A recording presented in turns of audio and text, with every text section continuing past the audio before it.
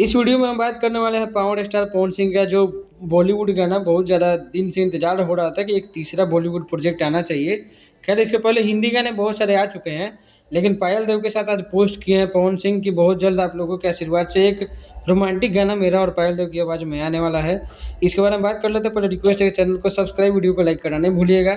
आप लोग देख ही सकते हैं स्क्रीन पे कि बहुत सारे गाने, करेंट गाना हो गया, बारिश वाला गाना हो गया, बहुत ज़्यादा चला था गाना ये।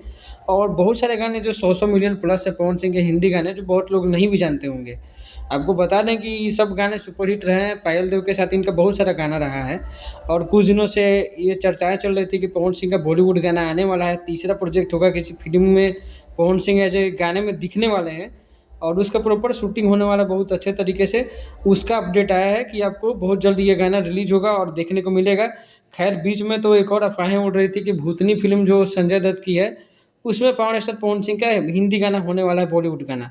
तो वीडियो अच्छी लगे तो सब्सक्राइब जरूर कीजिएगा। मिलते हैं अगले वीडियो में।